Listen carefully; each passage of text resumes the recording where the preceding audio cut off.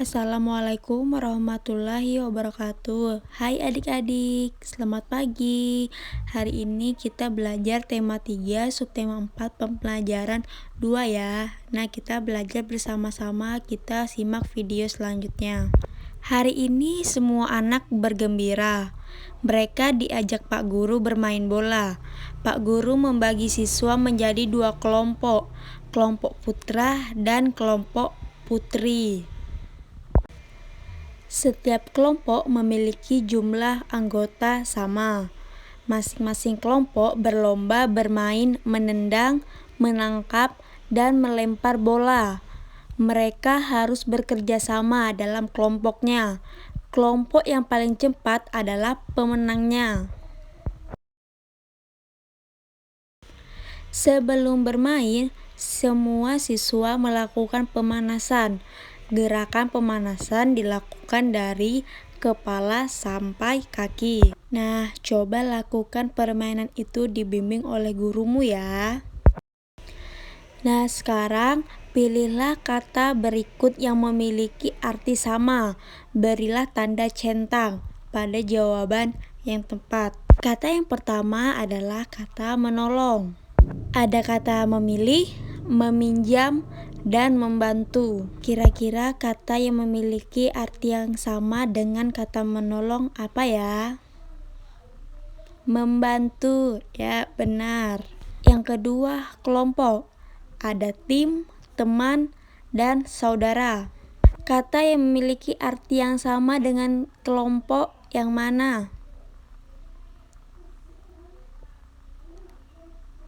Ya, teman.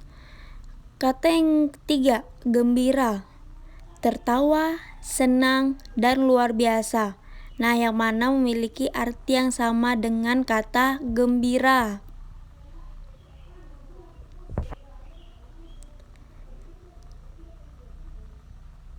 Ya, senang.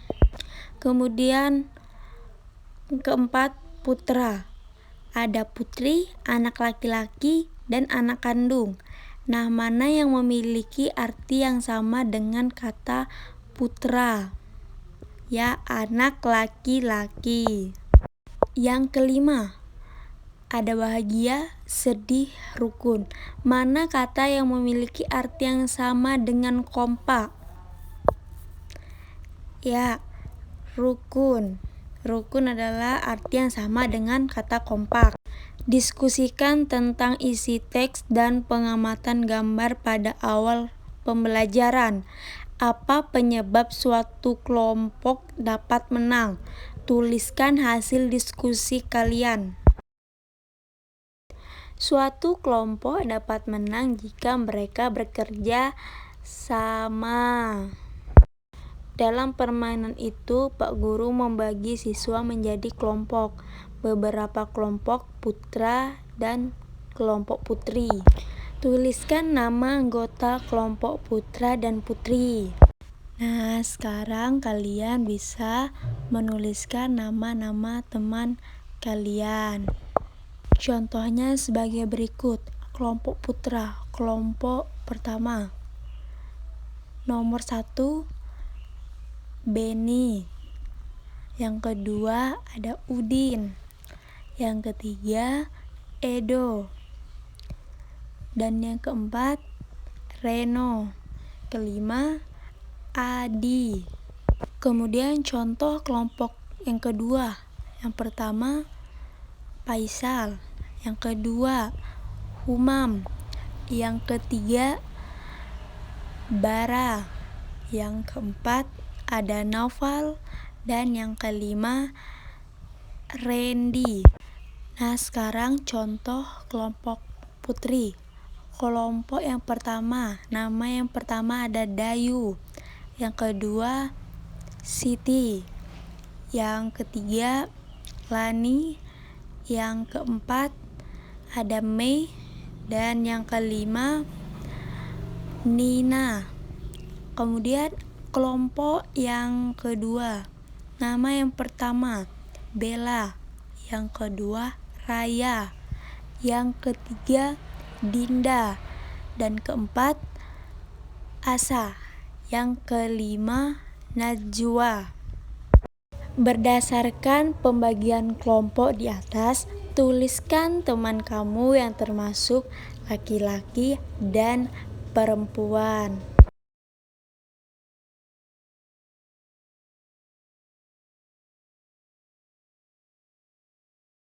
Video kali ini kita belajar tema 3, subtema 4, pembelajaran 3. Nah, kita simak bersama-sama. Ayo mendengarkan cerita berikut dengan seksama.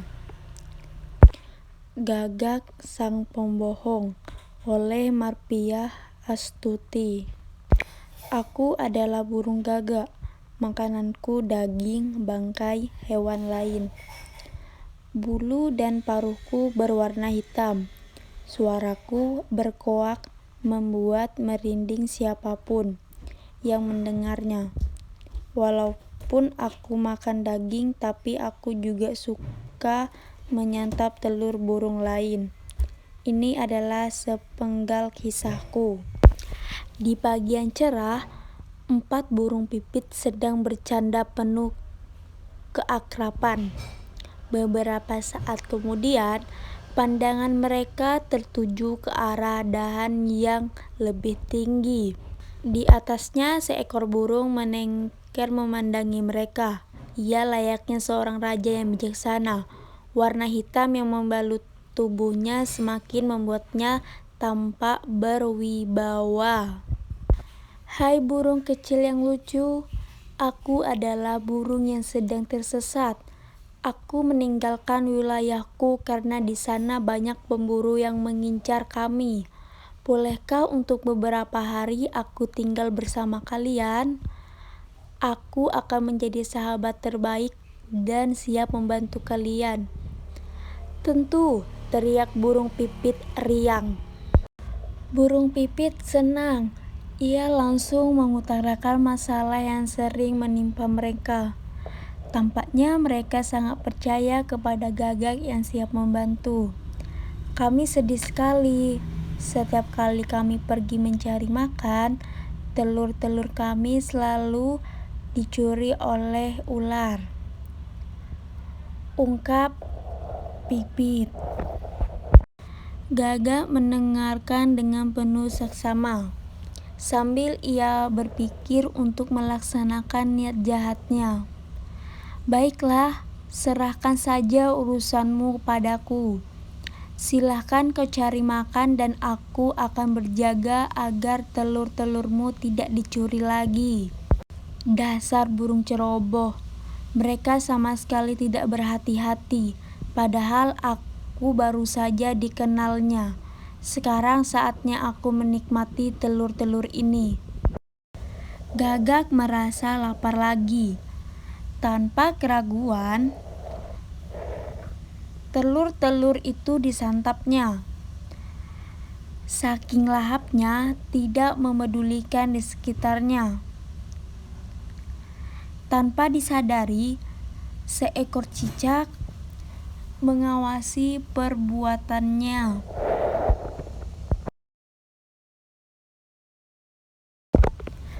Hari mulai sore. Saatnya burung-burung pipit beristirahat dan kembali ke sarang. Apa yang terjadi ketika mereka tiba? Pipit sungguh terkejut dengan apa yang dilihatnya. Telur-telurnya pecah berserakan. Siapakah pelakunya? Ular tak pernah meninggalkan congkang seperti ini. Hai burung pipit, aku sangat kasihan melihatmu. Aku tahu pelakunya adalah gagak yang licik. Aku melihatnya sendiri, kata cicak. Keesok harinya, gagak menghampiri mereka. Ia tampak bersedih. Maafkan aku, burung-burung kecil yang lucu. Saat aku menjaga telurmu, ada burung elang yang mendatangi telurmu. Lalu aku mengusirnya. Aku sangat kaget. Ketika aku kembali, telur-telurmu sudah pecah. Aku berjanji hal itu tidak akan terjadi lagi. ungkap Gagak tampak penuh penyesalan. Keempat burung pipit pergi agak jauh dari sarangnya. Mereka bermusyawarah di dekat rumah penduduk. Kita harus memberikan pelajaran kepada Gagak agar dia tahu kesalahannya. Oke, kita bagi tugas. Ada yang menyiapkan tempat dan ada yang mematuk dahan pohon nangka agar getahnya keluar. Ayo kumpulkan getah sebanyak-banyaknya. Lalu kita taruh di sekeliling sarang. Mereka bergotong royong. Keesokan harinya, Gagak melaksanakan tugasnya menjaga telur. Di balik semak-semak, burung-burung pipit memperhatikan dengan seksama. "Hai, lihat, Gagak mulai mendatangi telur-telurmu," bisik Pipit. Belum sampai Gagak di telur itu, tiba-tiba kakinya terasa lengket dan tidak bisa bergerak.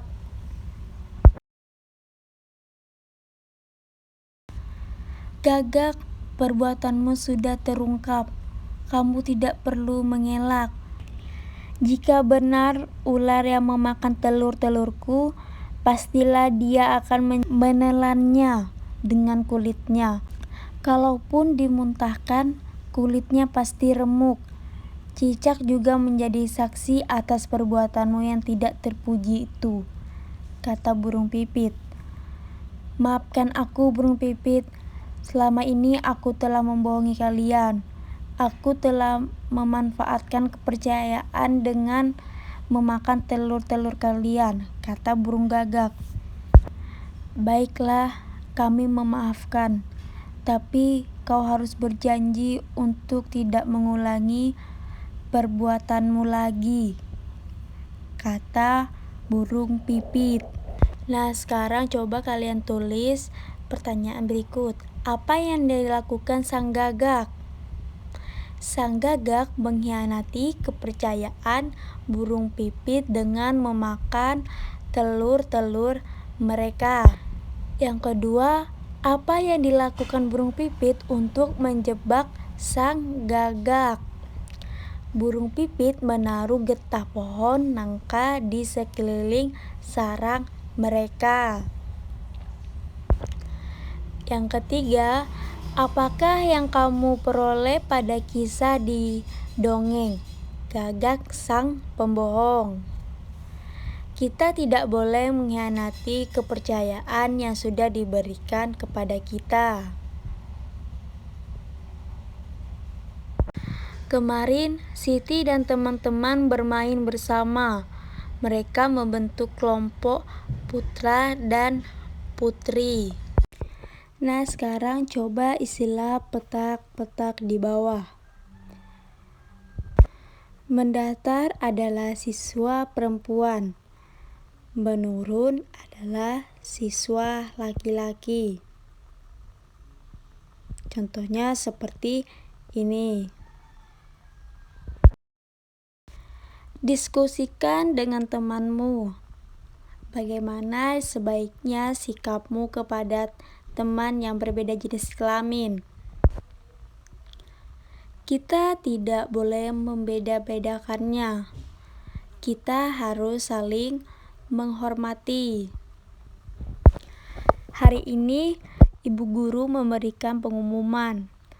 Besok, sekolah Siti akan mengadakan upacara. Upacara tersebut dalam rangka Hari Sumpah Pemuda. Upacara akan dihadiri oleh perangkat desa dan masyarakat. Setelah upacara, akan diadakan bakti sosial. Bakti sosial tujuannya memberi bantuan untuk masyarakat yang kurang mampu. Siti dan teman-teman juga menyiapkan bingkisan. Mereka membelikan buku, penghapus, pensil, dan alat tulis lainnya. Berikut barang-barang yang akan mereka sumbangkan. Harga buku Rp2.000, harga pensil Rp500, dan harga penghapus Rp500. harga penggaris Rp1.000 dan harga tip X Rp2.000. Perhatikan harga barang-barang tersebut. Siti dan teman-teman ingin membeli barang di atas sesuai dengan uangnya. Yang pertama, Siti memiliki uang Rp5.000. Kira-kira barang apa yang dapat ia beli? Uang Siti sama dengan Rp500. Alternatif barang yang dibeli Siti. Buku sama dengan Rp2.000. Tip X sama dengan Rp2.000. Pensil sama dengan Rp500. Dan penghapus sama dengan Rp500. Ditambah totalnya sama dengan Rp5.000.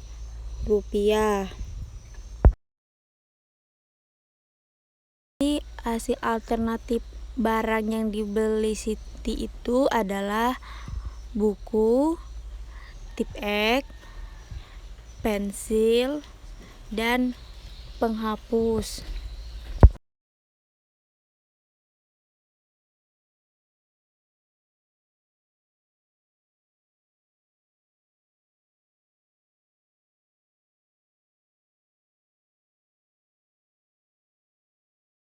Kemudian yang kedua, Edo memiliki 2 keping uang 500-an dan 2 lembar uang 1000-an.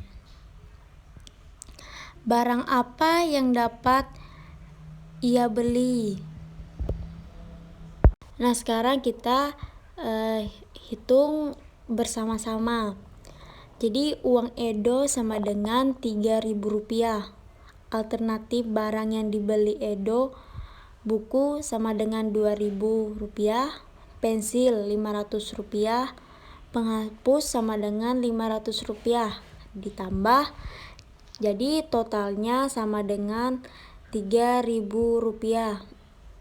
Jadi alternatif barang yang dibeli Edo adalah buku, pensil, dan penghapus. Sekarang nomor 3. Beni memiliki 1 lembar uang 2000-an dan 2 keping uang 1000-an. Barang apa yang dapat ia beli? Sekarang kita hitung bersama-sama barang apa yang dapat Beni beli. Jadi uang Beni sama dengan Rp4.000. Alternatif barang yang dibeli Beni, buku sama dengan Rp2.000, penggaris sama dengan Rp2.000. Jadi ditambah totalnya Rp4.000. Jadi alternatif barang yang dibeli Beni adalah buku dan penggaris. Kemudian soal yang keempat, Leni memiliki 10 keping uang 200-an dan 1 lembar uang 2000-an. Barang apa yang dapat ia beli? Mari kita hitung bersama-sama. Barang apa yang dapat Leni beli? Uang Leni sama dengan Rp4.000. Alternatif barang yang dibeli Leni, buku sama dengan Rp2.000, penggaris sama dengan Rp2.000. Ditambah, jadi totalnya Rp4.000. Jadi alternatif barang yang dibeli Leni itu adalah buku dan penggaris.